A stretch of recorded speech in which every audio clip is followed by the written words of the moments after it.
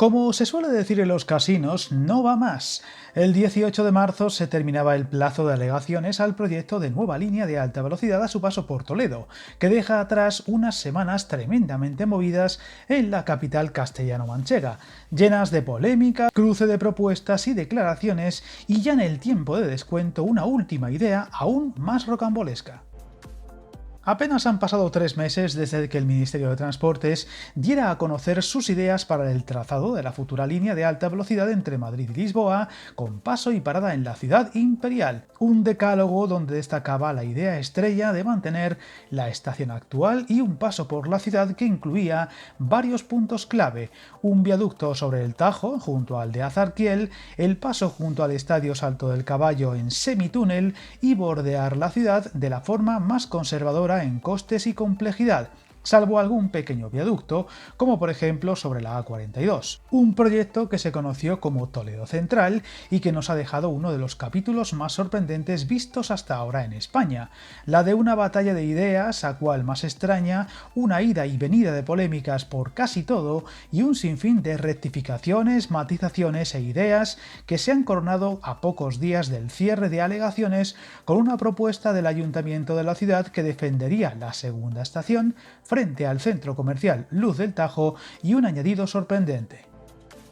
La idea del ayuntamiento, y que parece tener el respaldo de la Junta, habla de construir una segunda estación en tal punto, evitando que el viaducto y paso por la ciudad cause problemas al cono visual y simplificando el recorrido que la bordearía, pero con una sorprendente propuesta, la de construir un andén, con todas las comillas, que uniera ambas estaciones, pero que al parecer sería abierto a todos los ciudadanos, lo que lo dejaría en una mera acera o paseo convencional. Una segunda estación por la que han presionado especialmente desde el gobierno regional, con Paje a la cabeza, y que alejaría a los usuarios del centro y relegaría a la actual estación a un papel secundario y el peligro de acabar cerrándose.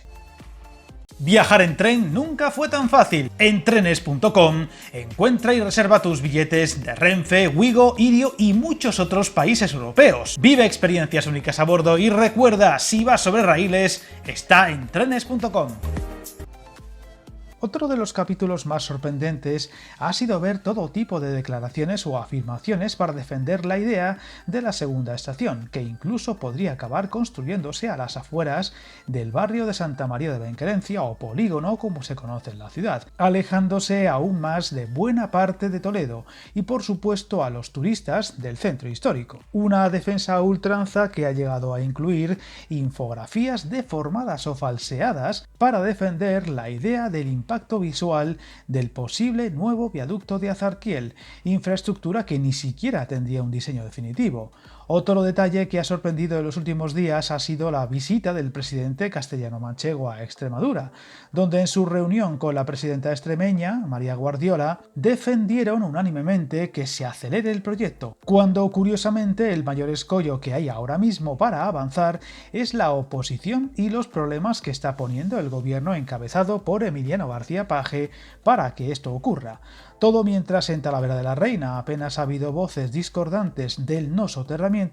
o se sigue avanzando en las tareas pendientes en Extremadura, donde esta semana hemos conocido nuevos progresos en el tramo del norte de la provincia de Cáceres.